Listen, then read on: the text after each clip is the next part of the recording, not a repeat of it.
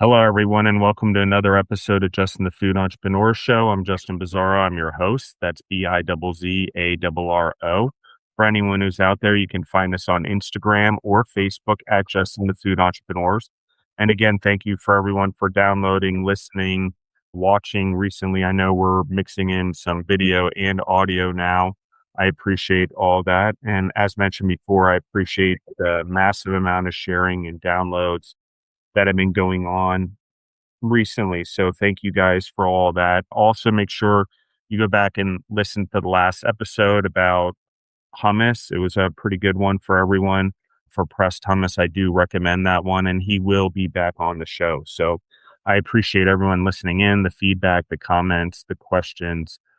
But first, let me introduce our guest. I have Chris Wheeler with us from Mealz on Wheels on the Eastern Shore of the United States. How are you doing today, Chris?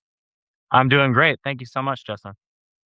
Let's talk about your story a little bit, Chris. You know, I have a lot of ties to the Eastern Shore, but first I want to dive in deep. Let's talk about little C, little Chris, and sort of your upbringing and the life that led you to be an entrepreneur. And when we say Meals on Wheels, guys, I want to just, we're not talking about the programs. I used to do meals for hospitals. So we also did Meals on Wheels in Buffalo, New York, and Amarillo, Texas, places like that. Worked on programs like that, Virginia.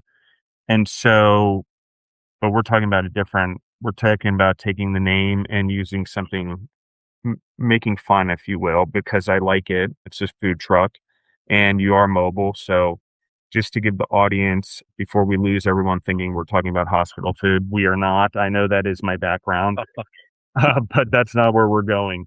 So, Chris, the mic's all yours. Yeah, I was actually going to jump in and make sure that I clarified it's Meals and Wheels with Z's, like your name with the double Z. So yeah, my last name is Wheeler, and I've been known as Wheels for a very long time by friends, family, military. It's just been a nickname that stuck, and for copyright purposes, did not go with Meals with S. So that's where the Z's came in.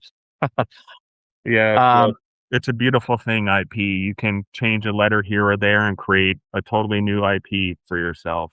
So, for sure. or intellectual property for the audience. Yep. But yeah, no, go on, Chris. Let's hear your story a little bit. Yeah, Are you absolutely. from the So Eastern Shore? no, originally I come from the great state of Oklahoma. That's where I was raised primarily. I was actually born into a military family, so I was a military brat for a few years until my dad was discharged from the military from an injury while he was overseas in Germany serving there. He's an army guy, and I grew up and was raised in Oklahoma. Long story short, what got me into the food business was my it was just really my way to get money while I was in high school. So my first gig was at a family restaurant called JC's Grill in a small blink of an eye town in Apollos, Oklahoma. I think our population now is under 1,000 people, one stoplight, and I've heard that the stoplight might have gotten ripped out, so no more stoplight. But really small town, and that's where really my love of food and my passion for food just kind of started. Fast forward into college, I just went up the road to a small regional college in Oklahoma, at Southwestern Oklahoma State University, and I had to continue paying for my way through life and college, and I decided to stop driving back and forth to my high school job where I was still working during college, and I started working at a restaurant there in my college town. I was actually recruited in a public speaking class by the manager. She was the GM, or she was the owner's daughter, and she said, "Hey, come work for me." So I immediately said yes. I'm tired of the drive, and continued on with my restaurant passion. And it was kind of like a way of life for me. That's how I was able to pay my way through through high school and through college and save up and just do the things that I wanted to do while I was in college. So that's just kind of I guess the genesis of how I came to love food and get into that industry. So, undergraduate, what are you studying? So my undergrad was kind of a back and forth. I like to call myself a career college student for my undergrad. It took me about 13 years to actually finally finish my degree, but I started off in marketing And then I bounced over to healthcare administration for a time. I literally finished that whole degree with the exception of an 8-hour unpaid internship.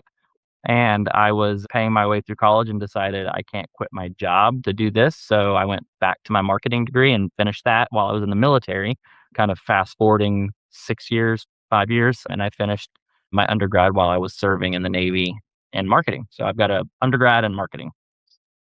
Yeah, interesting. So you did end up in the military. You did follow your father's footsteps in a way, Yep.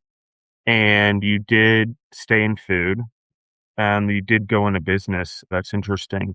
So let's talk about this from the Navy, from getting your degree. Like, what goes on during that time period before you decide to, take the big leap on your own? Yeah, so kind of what pushed me, I'll go back a little bit, but what pushed me into the military, I was in a bit of a personal crisis, my family and myself. I had a huge loss in my life. My older brother, he was 23 years old. He was actually living in Amarillo, Texas. I heard you mention Amarillo. He was living in Amarillo, Texas at the time, married, a child that was about to turn 2, and he had ACL surgery. Went into the surgery, everything was fine, comes out of the surgery, and for some crazy reason, this clinic keeps their patients overnight.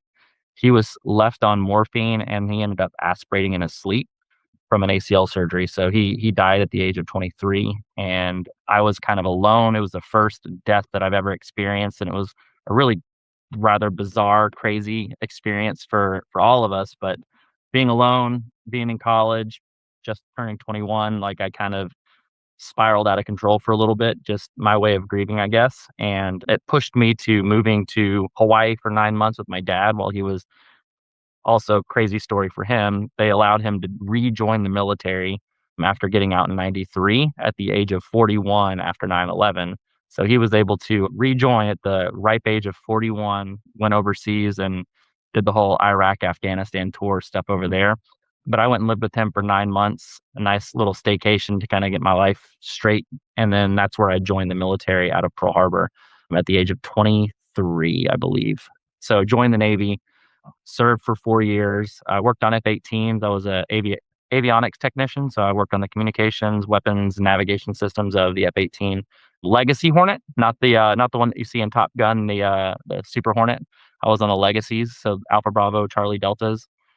It was a great experience. Where I met my wife. We met in boot camp. We ended up in our final duty station in Virginia Beach together, and we started having kids almost immediately. Her boat was dry docked, so she was stationed on the TR, the Theodore Roosevelt, and it was in Portsmouth Naval Yard being worked on, or Newport News, one of the two. And we decided to have a family since she wasn't getting deployed. And she said, "We're not going to do family in the military. Let's get out." And that's kind of how my time in the military stopped. And my first gig out of the military was territory manager with U.S. Food. So really like right back into the food service industry, but more as a sales rep to local restaurants, mom and pop shops, schools, all the independent restaurateur type accounts. So that was kind of a lot, but I'll pause there. No, that was good, and I'm sorry about your brother. A very interesting parallel. My father had surgery in 2009, and they left him on the morphine overnight. It was to have part of his large intestine removed, and then colostomy bag, and then they reversed it. But during the first surgery, they left him on morphine overnight, and his heart stopped. He Oh did wow. the same thing. He aspirated, Yeah. almost died, and heart stopped. I think twice. Excuse me, I'm a little emotional talking about it, but twice. Sorry about your loss, but I think it's just something I think that in this moment we should just make sure everyone's aware of so they know for their loved ones because it's maybe more common than we think it is. Oh Um, yeah. Absolutely. And for him, his wife, also super bizarre. His wife was sleeping in the chair next to him when he aspirated. She didn't wake up, and by the time it was all made aware of the medical staff, like he was gone.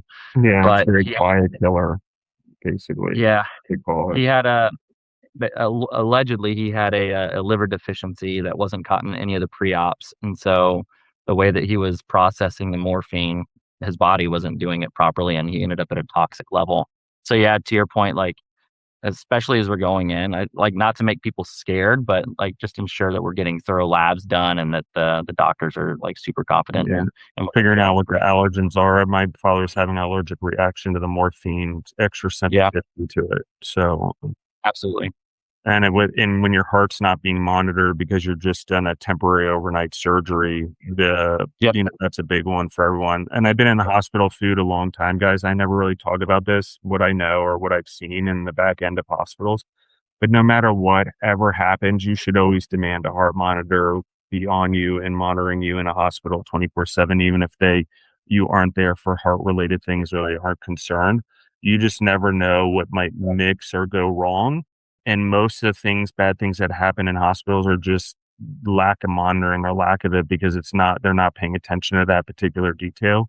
So Yep. always request more or have a family member request more. I originally thought you need to be nice and I was in the business and I understood that it's a job day in and day out. So I appreciate that. And things become kind of normal as a nurse and a doctor because that is your job, just so everyone knows. They have their routines, but it's our job as the patient's advocate or the patient to advocate the abnormalities to them that are out of the normal, that may be whatever, or that we do need heart monitor, or we do need the air things on our legs to prevent a stroke, things like that. Those 2 things I would say are the majority things that I think you demand the things that pump on your legs if you're not able to move around a lot. For the air and circulation, you have your heart monitored, and it takes care of a lot of the issues. But I'm not a doctor, but I've just saying 24 years of being in the hospital food business and listening and watching and paying attention.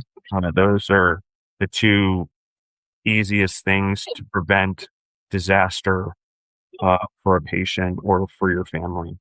Sorry. Yeah. Anyway, go on, Chris. I didn't want to pull us off topic there, but I felt it's important if we could No. No, spread absolutely. more on that one. Um, And anyway, go ahead. my wife's actually an RN paid for by Uncle Sam and her time in There the you go. Navy as well through the GI Bill. But she's been in the medical industry for a while. Started as an LPN, and so yeah, she's seen it all too, and she would probably second that too. Like, just gotta advocate for yourself, and then also if you can't, then somebody should advocate on your behalf for sure. Yeah. Yeah, so I guess got into the food service industry really right after the Navy. That's all I remembered and all I knew prior to joining, and I couldn't really get a job working on airplanes when I got out in the location where my wife wanted to be, which was back home in South Jersey. So that's how I ended up on the Eastern Shore. Is she's from Salem County, right over the Delaware Memorial Bridge from Wilmington, just a couple exits up. She wanted to be home, and my goal was to get her there, and the closest job that I could get was in Frederick, Maryland, and that's where I also decided to pursue my master's degree at Mount St. Mary's up in Emmitsburg. So, started on my master's degree there while I was selling food full time and got my master's and joined Amazon like quickly after. So didn't stay in the food service business too long.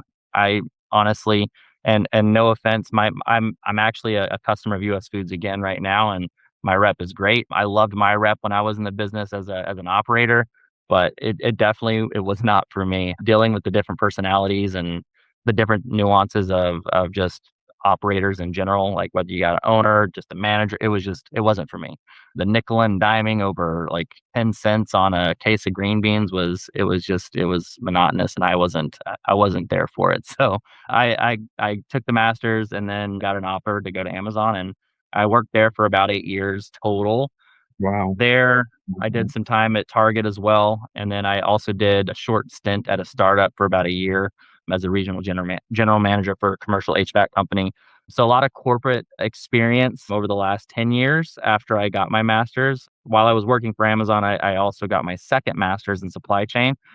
It was just a way, not really for education. I hate school in general, but my wife Oh wanted to God, stay you're so home. much like me. I can't even put my finger on it. Go on. Oh, I hated it, but I I did it hate so school my too, but wife I keep gets doing it. I keep doing yeah, it for some reason. yeah. Yeah, my wife wanted to stay at home with the kids, and me going to school literally was a second job. That's the only reason why I pursued either one of the degrees.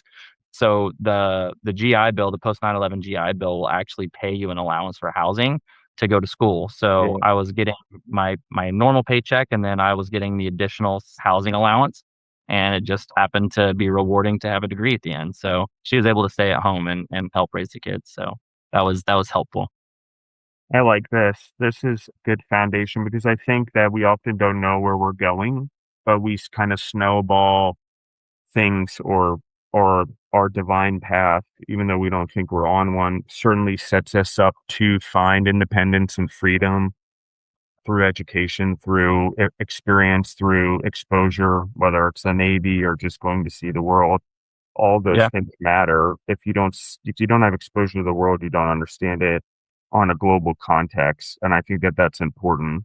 And then I think from an experience level, you went and gained it from multiple places. And from an education level, we talked about it's almost like, and I'm going to describe it for everyone.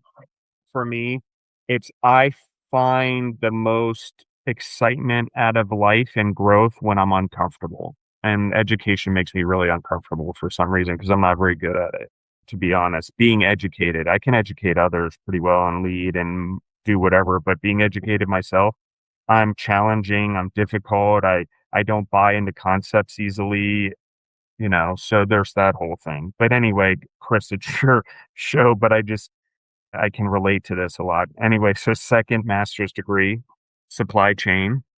Yep. Go on. Yeah, so finished that up. That was actually like early on in my Amazon career, but I started off as like a lower level frontline leader. So they recruited me in, I think because of my military background. And I started off as a level 5 area manager. So there's two levels of area manager at Amazon. There's a level 4, which is you're like straight out of college or recently promoted from being a supervisor. And then there's the level 5, which is just your more experienced leader. So I came in as an area manager and I kind of progressed my way through leadership there. And I left Amazon as a level 7 senior leader.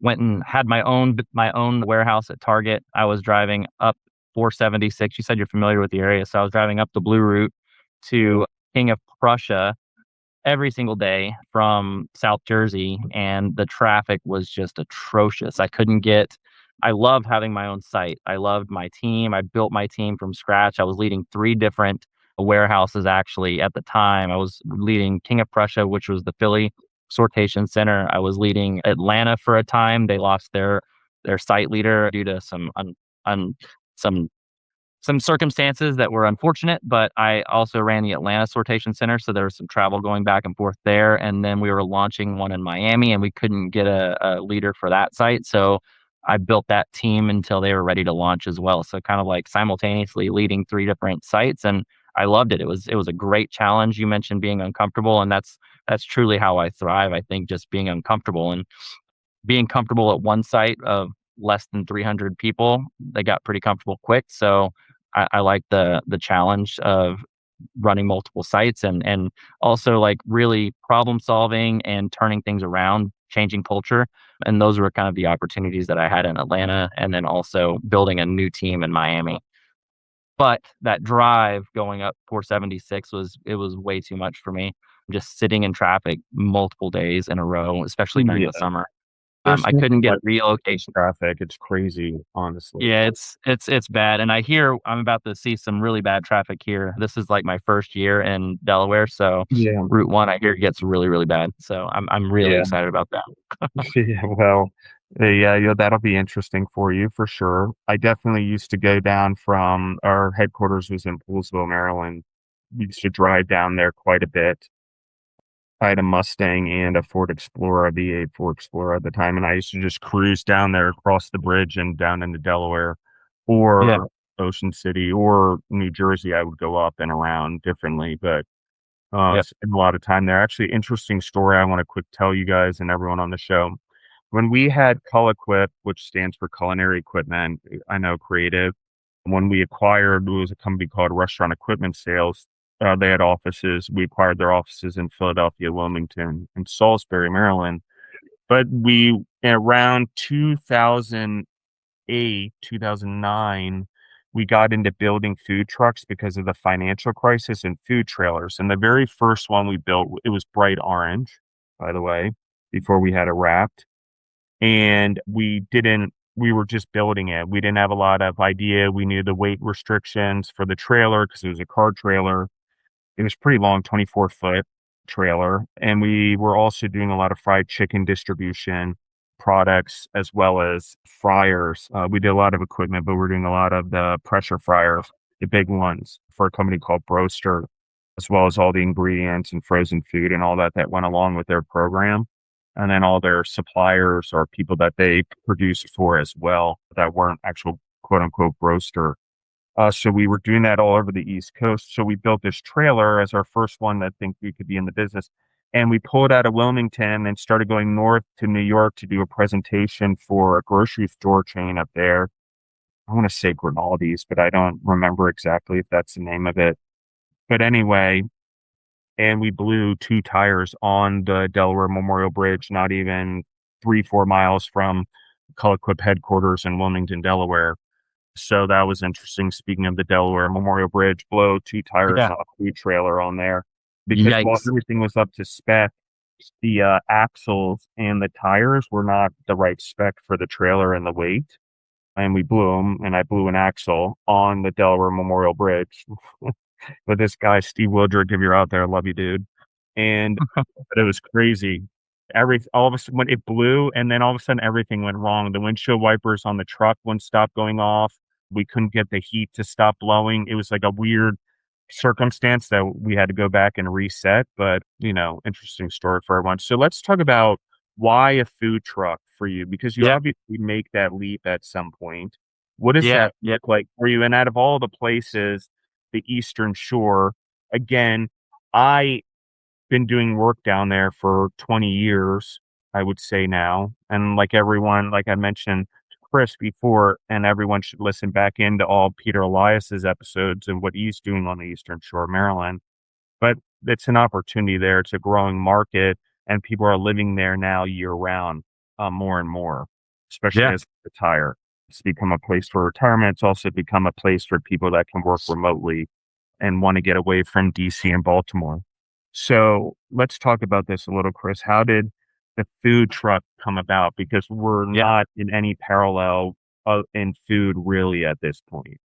Correct. Yeah. Food is kind of really just a passion at this point in my life. And once I left the restaurant actual operating business, so running restaurants, I just kind of just stopped and it became more of a passion. I liked cooking for friends, cooking for family. And you never know if you're getting like real actual feedback from friends and family, but Yeah. everybody loves food. I know I love my food, and I always hated going out to restaurants. And no offense to any restaurant operators out there, but I always hate going out to a restaurant and eating and saying, I could have done this better. Like, or I would prefer to just stay at home instead of pay for this. So I've just always loved it, and I dabbled in a lot of different like smoking brisket, smoking pulled pork, smoking lots of different types of meats. Burgers was always a passion, so I liked getting really crazy and funny with, like, ingredients to try to, like, see what would work and what wouldn't work. So I've kind of always been like a mad scientist, if you will, when it comes to cooking, but it was always just kind of a hobby after I left the business. And I've just had a lot of people say, "You should start a restaurant." And honestly, like, when I was in the restaurant industry, I've always wanted to, but I know the facts, I know the statistics, and I know how easy it is to fail starting a restaurant. So Yeah. I never, I mean, I towed into it, I would look into it, and then I would pull back out. I would write up massive business plans, and then I would pull back out. And funding also is never easy when you're trying to get a restaurant funded. So small business loans, I mean, even trying to get, like, people to privately invest, they also know the risks as well. So long story short, I never pulled the trigger on it. And I'm now in a position where my wife and I moved to, well, she kinda moved down without me. She moved down to Millsboro, Long Neck area here in, the Delaware Beaches area. It's about a 15, 20-minute drive from Lewes, where we're currently operating. We both are a part of a church called the Harvest Church in Rehoboth, and they're a church plant here. They've been going on for about 3 years, and we really loved what they were doing, and we wanted to kind of be a part of that and be a part of the excitement and building of that church in this community, and that's kind of what landed us here. I still have a job though in South Jersey at Amazon. I I can't find a massive supply chain job down in Delaware Beaches. Like, there's just nothing down here. There's chicken plants and some other stuff, but from like an actual supply chain perspective, there's really nothing down here. If I wanted to stay with Amazon, there weren't positions open. And I did. Like, I wouldn't have mind staying with Amazon, but there wasn't anything available. My wife and I were talking about it, and I was like, you know what? Like, the food truck scene down here is really, really, like, it's looks like it's pretty hot, especially during the summertime. I started talking to some of the different operators here. I met a couple, and like, I again, I was very I love my food, and I believed in my food. I think my wife, our friends down here who didn't really know us very well, they I feel like they were being pretty honest with their assessment of how I cooked food for them, and I said, "Let's just do it, like, why not?" Like, at this point, like, I need to be home with my family. I can't drive 2 hours one way to get to work and 2 hours one way back, or stay in a hotel until I find something. So, literally, I just said, "Alright, we're just gonna do this," and made the decision, figured out where I could get my trailer. I drove 13 hours south to Georgia to pick it up, and then I drove 13 hours back, no sleep, and wrapped it, got all the equipment. There was some of it already was in there, and I made it happen.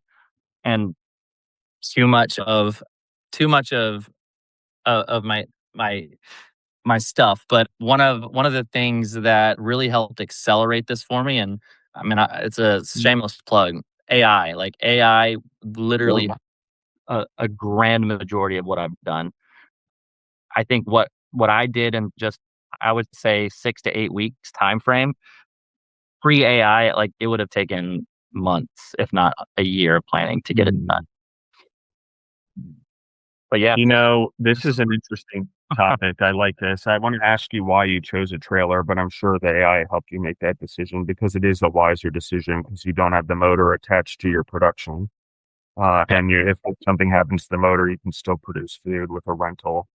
Yeah. And, but interested to hear. But one of the things I will say about this is for a long time as a human being, I was hesitant on AI because I didn't get to a point where I felt it would accurately replace the bumps in the road, okay? And probably I might upset some former employees or whatever, and anyone that when I say this, but that's just life, is the craziest thing with AI is how fast I can move now and create, including recipes, SOPs, production schedules, whatever, you name it, on a massive scale for me because I know all the inputs compared to when I used to have to wait for an executive team or a middle management team or a group of general managers to do it.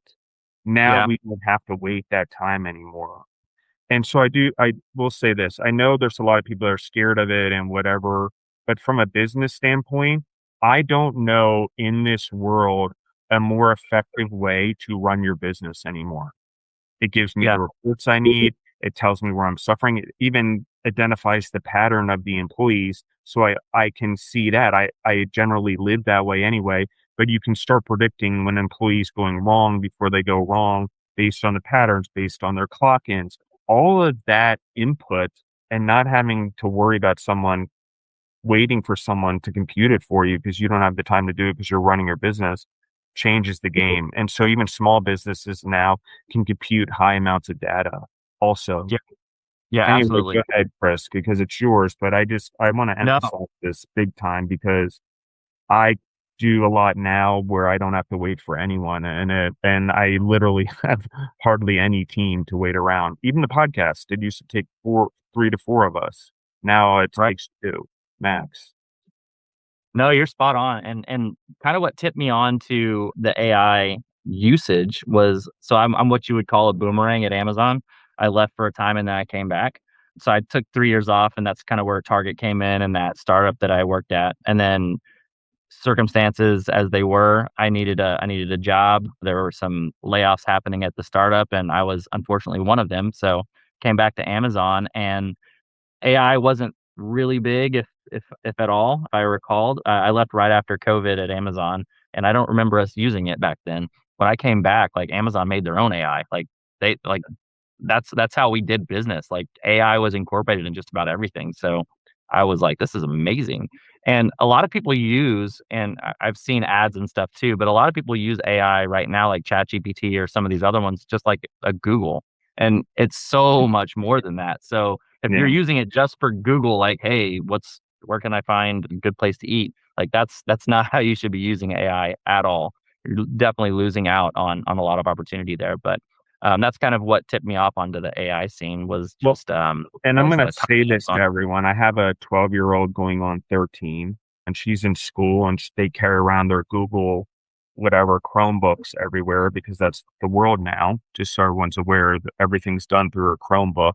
She has books too, Mhm. don't get me wrong, and she's in theater and dance, and they still have, but majority is done through Chromebooks. And then in Gemini is a part of their everyday curriculum now.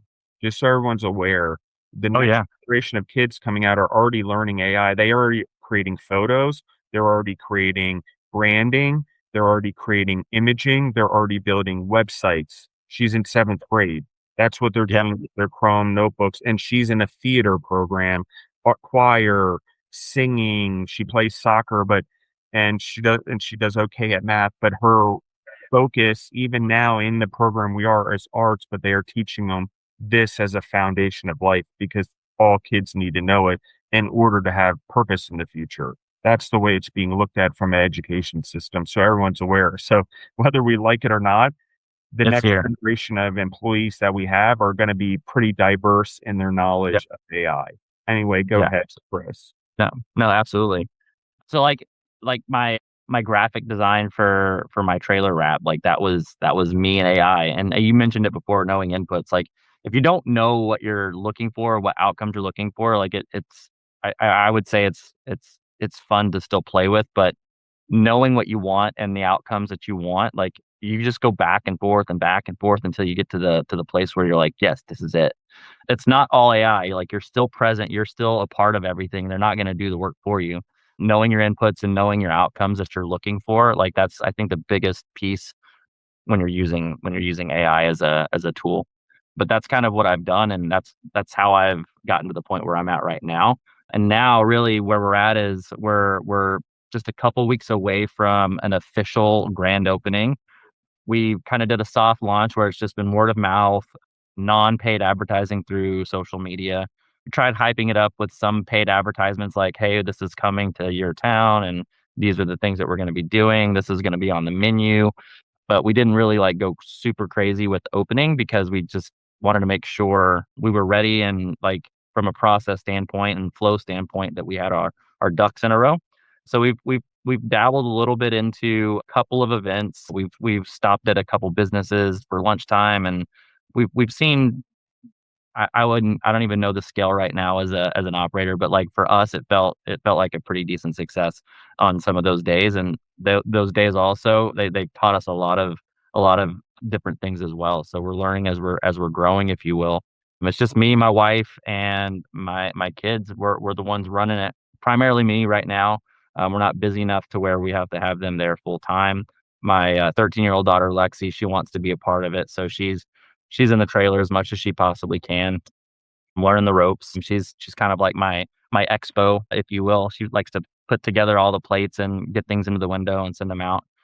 And my wife, she'll run the register when she's on the trailer. But we're learning this thing as we go, and we're trying to go live here on May 16th. That's our official technical, I guess, grand opening, and we're really excited for the summer season.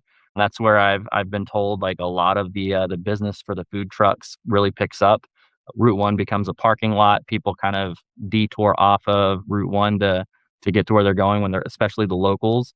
And our trailer is right behind the Lowe's on right off Route One. So there's a lot of detour traffic going through there from I think the locals specifically trying to avoid Route One and the holidayers. But we're really ready to get started. I hear Memorial Day through Labor Day is really when it's going to start going pretty quick, and we're excited about it. Let's talk about a little, about menu development, menu items, the direction Yeah, you sort of chose there and why. And let's base it around the trailer as well yeah, and setting it up because you've had to design it all out. And we talked about AI and map out where the equipment went. And I don't know if you picked up the trailer and then finished it out in Jersey slash Delaware, or you picked up a finished trailer that you designed, or you just picked a trailer and dealt with what it had in it. Let's talk about that a little bit because I just want to understand the game plan there because I think a yeah. lot of people get hung up on the step of actually moving forward with the trailer.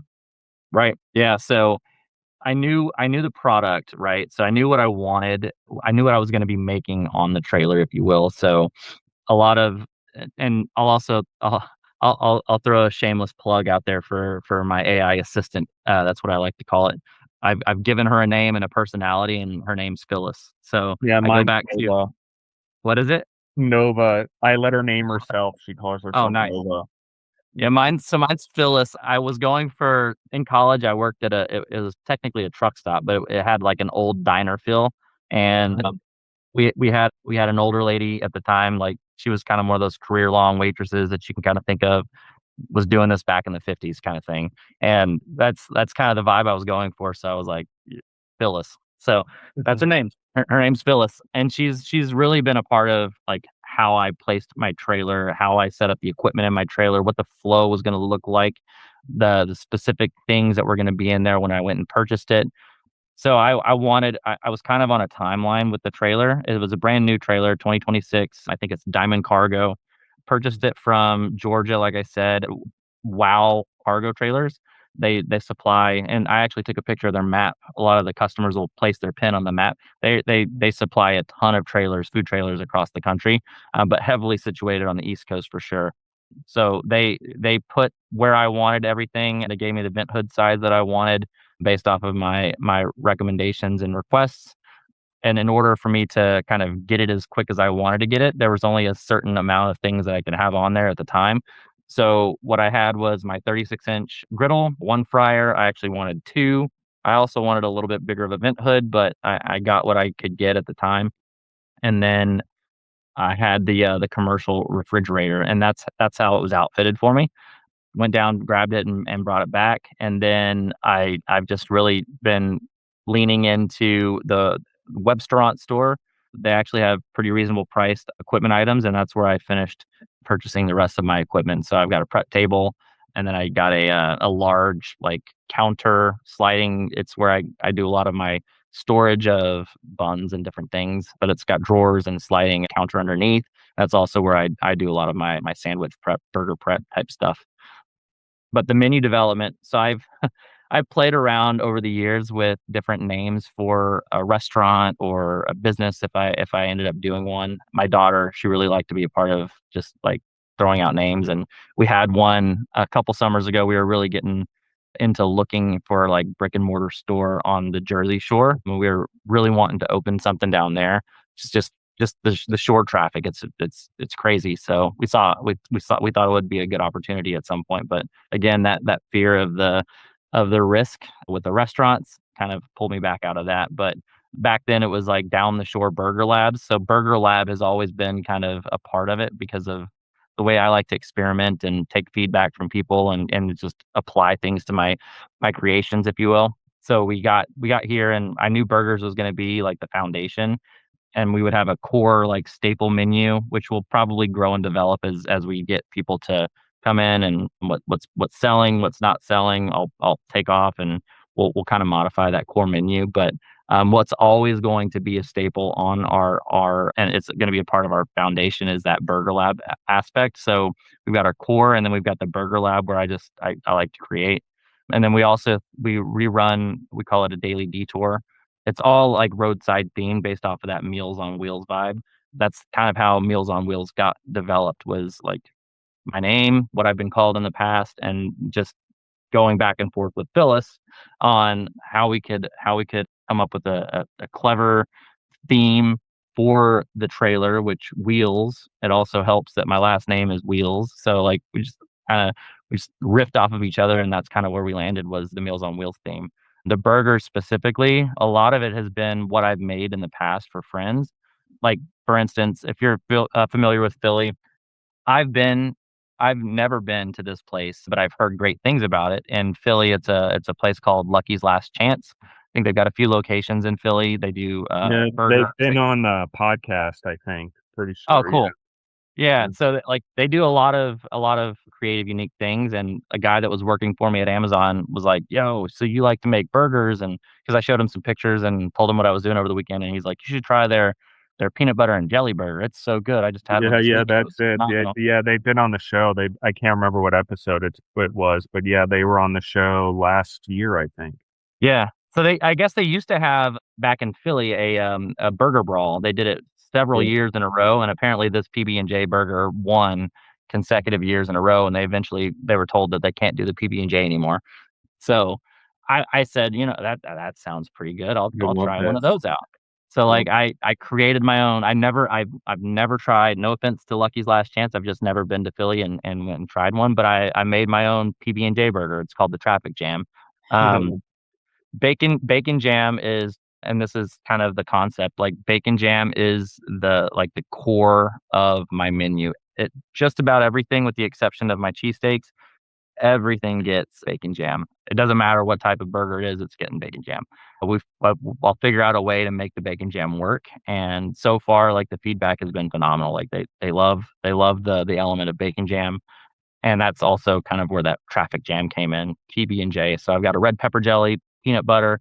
Also, we got a little bacon jam. So it's not the same as Lucky's Last Chance. I don't think I would try to steal what they did, but PB&J, it's a hit among other ones for sure. The, I got a lot of questions here, so I'm gonna start with my biggest one. You're going from working from Amazon, Targets, pretty large companies, corporations, billion-dollar Yep. companies, to running your own food truck, trailer. The size, the difference, the challenge, talk to me a little bit about that because it is significantly different in terms of scope. Oh, I would say night and day. Like, Yeah. it's nowhere in the same ballpark. I I I think it, from a stress level and from just in general operations, like, my mind still works the same as if I'm running a multi-million dollar site like I was before. My mind is still operating the same way. It's looking at ways to improve every single day. It's looking at waste. It's looking at ways to make things more efficient. My mind as I'm running this trailer, like, it's the same as when I'm operating at a higher level at a warehouse.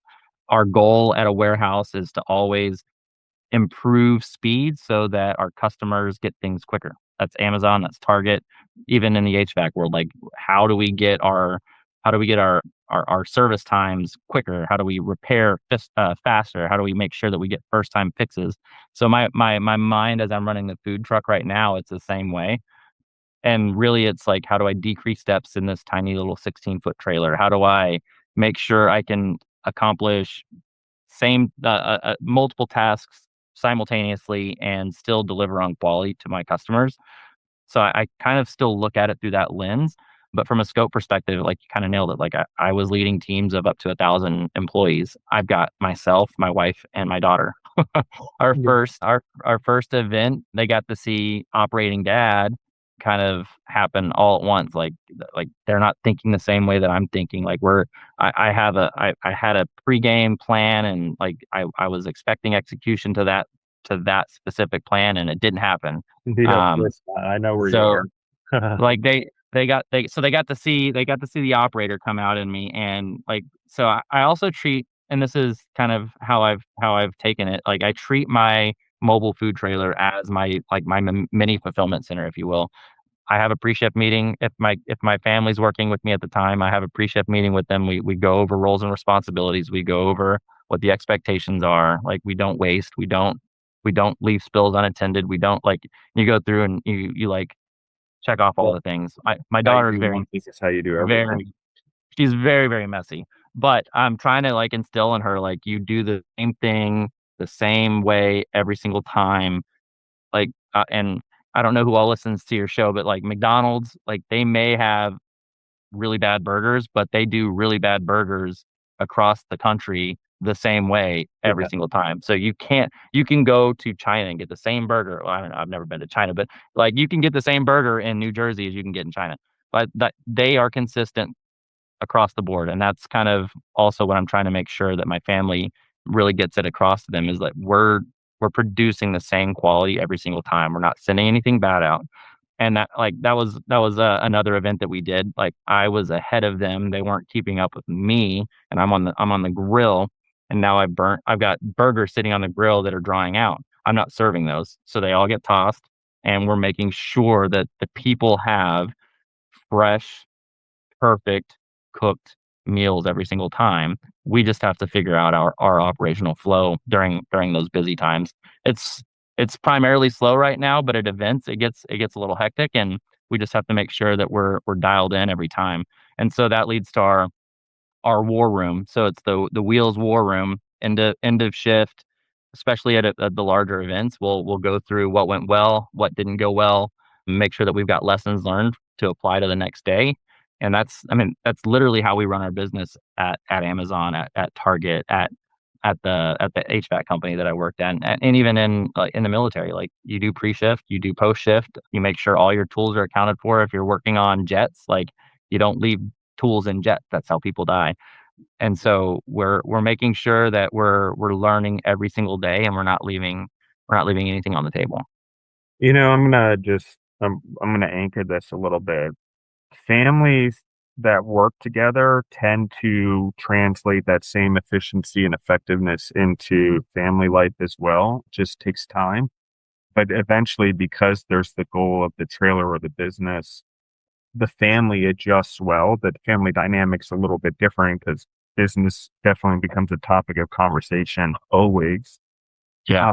But what I will say in the endeavor is that one of the amazing things that happen is as a family, especially as the kids mature into driving themselves, is there's an efficiency there and effectiveness as a family that I don't know that a family that doesn't start a business or isn't in some sort of entrepreneurial venture or in farming or whatever understands the of working together as a family and seeing something physical be accomplished, as particularly in food, because there is a tangible at the end. There is something that you can measure at the end to go back and say we can do better.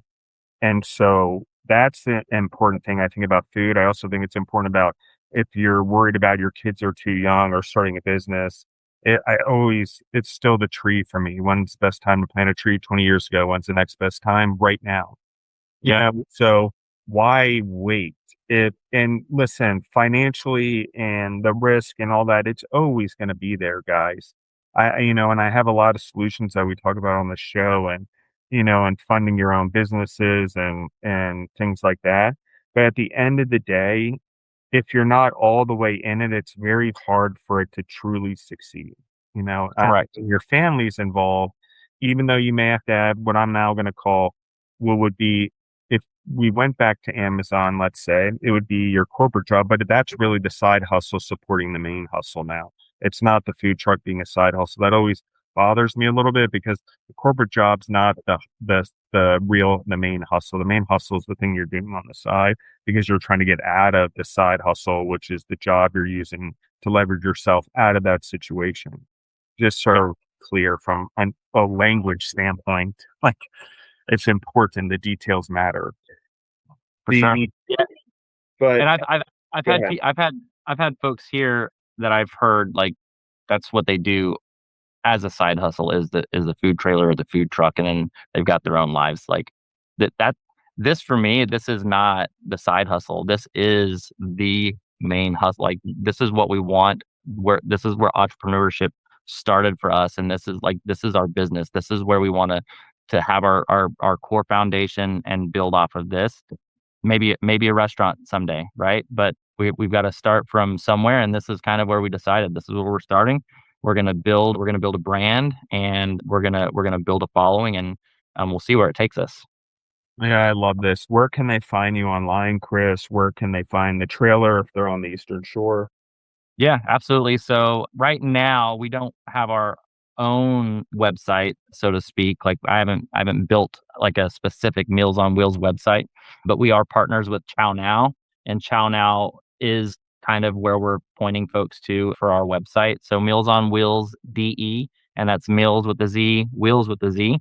Mealsonwheelsde.com. It does have some about me and some like website type flavors in there, but that's also where our ordering platform is as well. They Chow Now partners with like your DoorDashes, your Uber Eats, and they leverage them for delivery. Yeah. So that's our website, and then on social media, we're Instagram at Meals on Wheels DE, and then on Facebook, we just started a page. I made the knucklehead move of starting it as a profile and not a page, but I fixed that. So now we're Meals on Wheels Facebook page. Yeah, this is interesting. Talk to me a little bit about next steps. Your timing, you're going right into the summer. It's good hmm timing for the Eastern Shore, busy time of year. But you're obviously planning on building a business that's relevant year round. So I think that that's important. That's why you're mobile. Yeah, And so let's talk about those two things. Let's talk about summer and let's talk about the mobility of your business to make sure because you are dedicated. It's not a side hustle. You're committed year round. Let's right. talk about that a little bit. Yeah, so we were fortunate enough through a friend at church. He was actually like the whole church had been praying for me and trying to find a job down here so that I could be with my family full time. And I hadn't seen him in a little bit because we were on this venture and I was really hustling trying to get a trailer and get everything started. So he didn't really know what was going on, and that's kind of how fast this happened. Our small little church, not everybody even knew that I was about to start a business. And he asked what was going on, and I told him, and he's like, well, that's kind of crazy. My brother-in-law actually has a food trailer, food truck park. Like he inherited this or purchased this land from family, and in the front part of his house, he's got this massive lot that he's kind of converted into, and then for him, it's him seeing a future for his kids, like a food trailer park. So it's called Salty Brothers LLC Food Truck Park.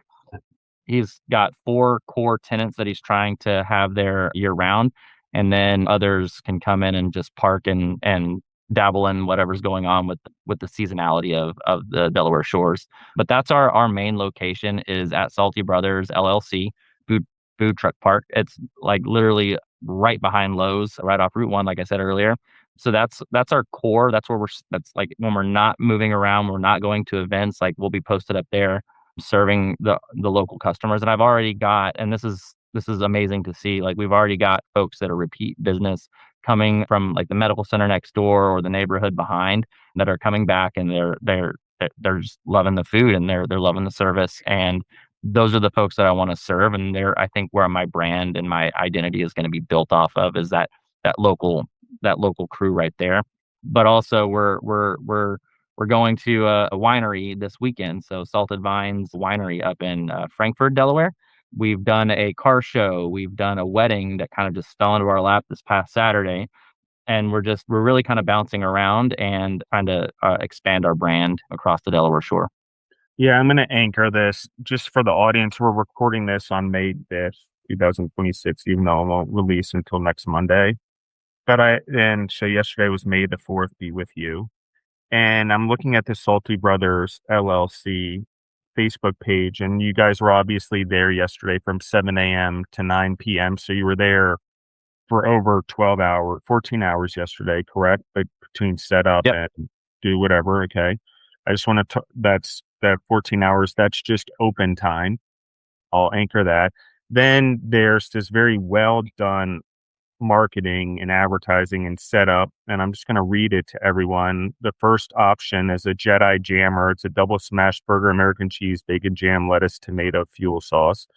Then we have a Tatooine, can never say it right, taco smash, chopped smash burger, melted cheese, pickled jalapenos, crema, griddled in a 12-inch quesadilla tortilla.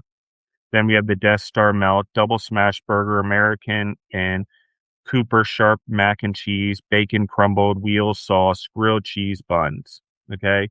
The Jabba, the pork, smash burger, pulled pork, bacon jam, cheddar cheese, midnight mile, barbecue sauce, crispy onions, and then the hydro dry fries, crispy fries, Wheelz sauce, bacon jam, bacon crumbles, jalapenos, chives, okay?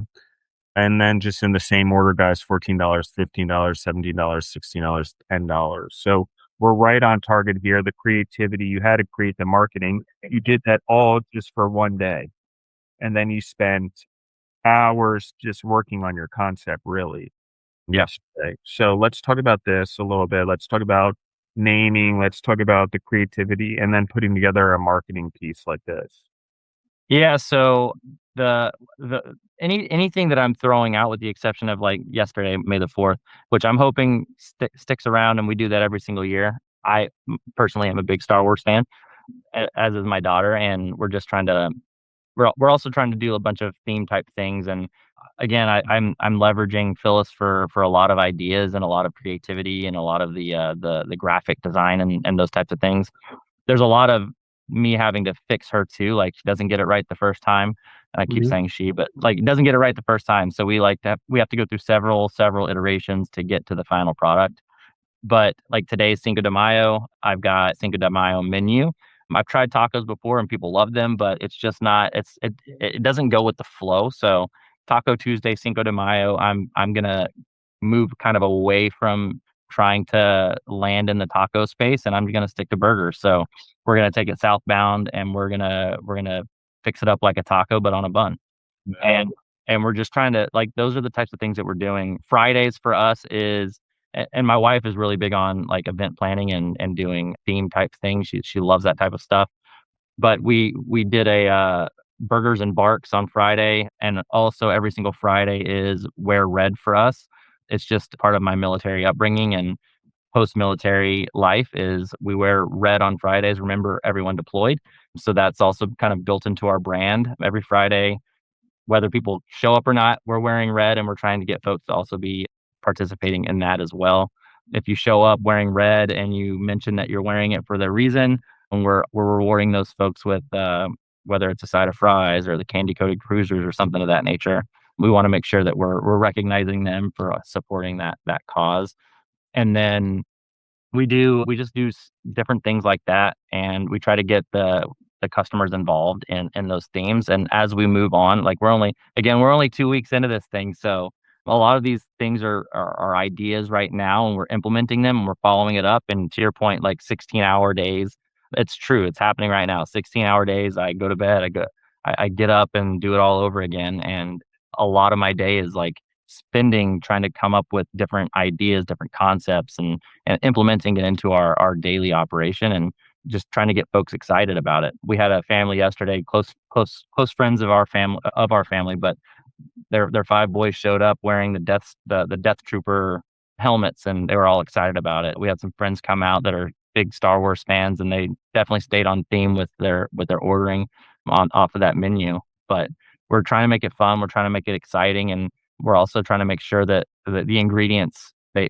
hit and they fit and that they're delicious. So, that's kind of full circle where we're at. I don't know if I answered your question. I kinda went on a No, tangent. you absolutely answered my question. Chris, I like what you're doing.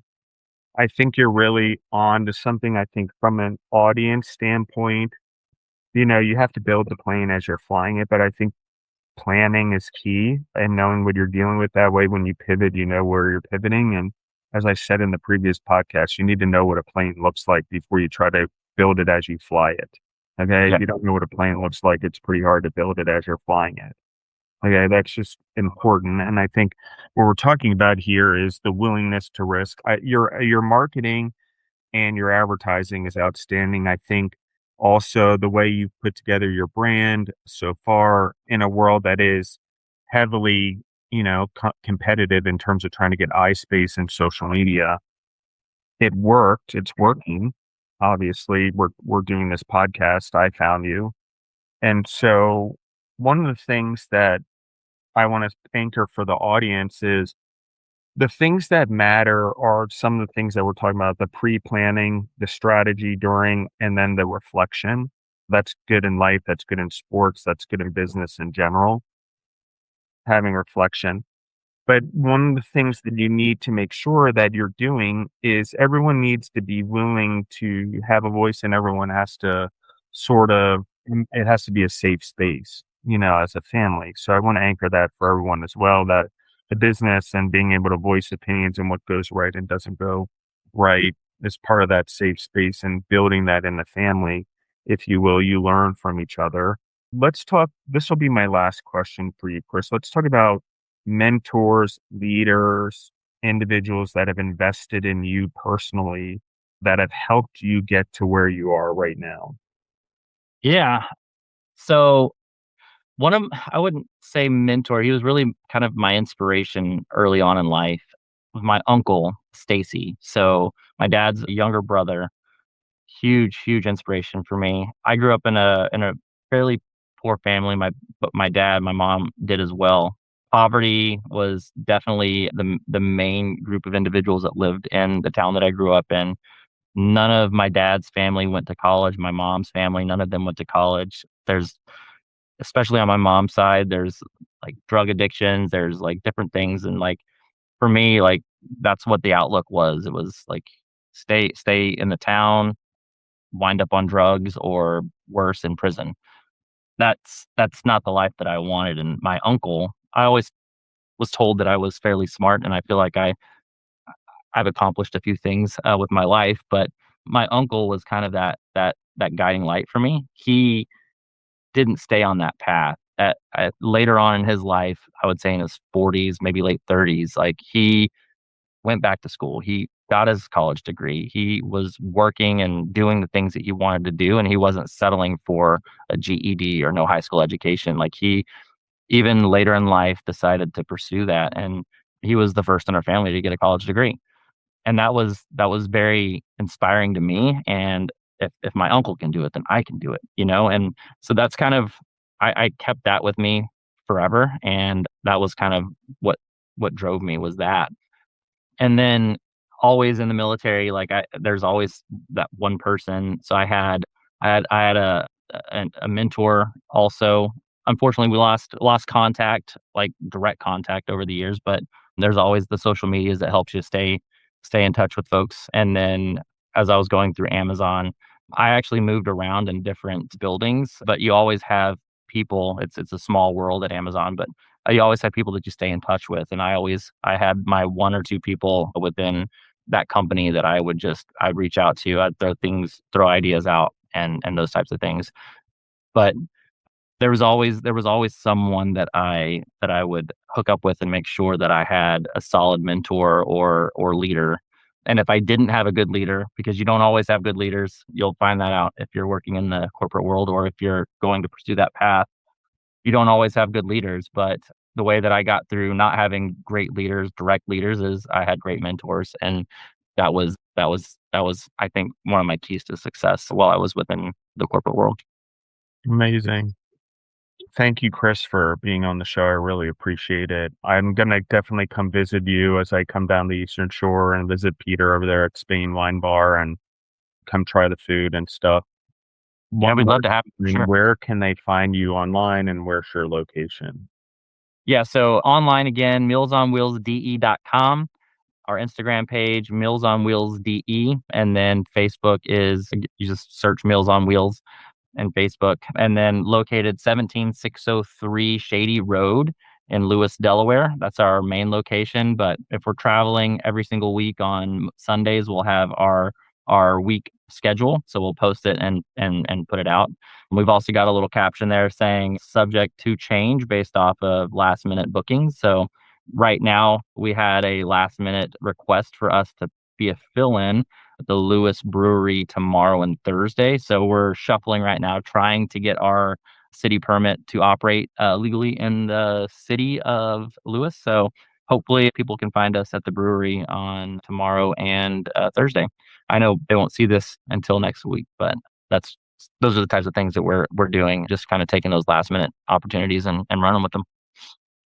Awesome. Chris, what an amazing thing. I'm inviting you back on. You know the link, the calendar link for sure. I'd love to continue to talk to you and share your journey as you guys get through the summer and do that maybe even sooner, depending on your lessons, or if you want to talk more about stuff that's going on. But I'd really like to reflect back over the summer once you guys have repeated it and gone through the what I would call the the proving grounds, for lack of a better term. Not that I don't think you're going to be able to handle it, but it's going to be interesting to see what happens because I know what that rush looks like out there, and I'd love to share it and continue to tell your story. Absolutely, that'd be great. I'd appreciate it. And Mhm. also, thank you so much for reaching out and inviting me on your show. Yeah, thank you for responding, and I appreciate your time and getting on the show, and everyone in the audience. Thank you guys for listening in. Remember, like, we don't charge anything for the show. The entrepreneurs come on here, volunteer their time to tell their story, give you the knowledge. All that we ask is you like, share, comment on the episodes. I mean, share it with a friend who might benefit from it or is going to be an entrepreneur. Comment on it if you're getting knowledge. That's the least you can do. We're not asking for any money. And like it. Okay. So the minimum you can do is clap the like button. Or even better, go visit the entrepreneurs, like their pages, like their food, go eat their food. If you really want to repay any lessons you're learning on here, that's how we look at it. I don't look at it as money, and I certainly don't do any advertising on here, even though we could and collect lots of money for the podcast. We do not do that because we believe in keeping it wholesome. And we believe that the value is in the transference of knowledge, or what I would call the exporting of knowledge to the world. Okay. More entrepreneurs out there, the more that believe in freedom, the more that are creating jobs, that the more that are creating opportunities for education on a global scale. And whether we like it or not, and I'll say this to everyone, from the standpoint of economics and being citizens of the world and not just citizens of our country, food is is a way that shows entrepreneurism in all types of government. Someone's always got to run the shop. Someone's always got to run the restaurant. Someone's always got to do it. Okay. And in countries, someone's still being a self proprietor and building their own restaurant, even in Russia, even in China, wherever you want to look at it. Okay. So if we want to talk about the greatest way we can contribute to the world, through being an entrepreneur, it's in what we're talking about. Build a good business, teach life skills, show how freedom's possible, and through freedom, opportunity to feed your family, put your family through college, do those type of things for other employees as well. Vendors, suppliers, farmers, the ripple effect in food is enormous. It gives you great purpose.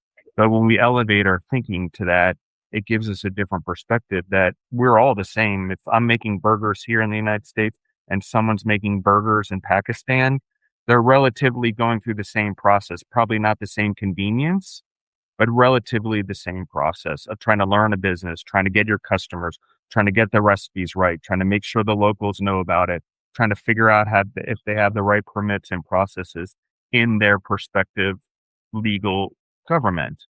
So just a thought for everyone while we're doing this and our purpose and understanding, Jesus just being a carpenter. Well, it wasn't meant to for us to understand that there's a couple of reasons. As a carpenter, one, God created trees, man creates furniture. Okay. One. Number two is it was a common entrepreneurial job where you had to go around meeting a lot of people and building a lot of relationships with people. And so those type of things are important. Why Peter? Peter was an entrepreneur. He had a lot of boats at his convenience. He knew the Sea of Galilee. That was beneficial to Jesus to go spread the word because he had an entrepreneur he had two boats. It wasn't like how all of a sudden he's not stealing some other owner's boats to go take Jesus around. Okay, he's an entrepreneur. He's the Mealz on wheels right now, building people and building community, and maybe one day that's used for more. Okay, just to put everyone into perspective, if we're going to anchor this from a spiritual standpoint. And for everyone also on the Eastern Shore, Peter and Chris are very similar. They're both very tied to God.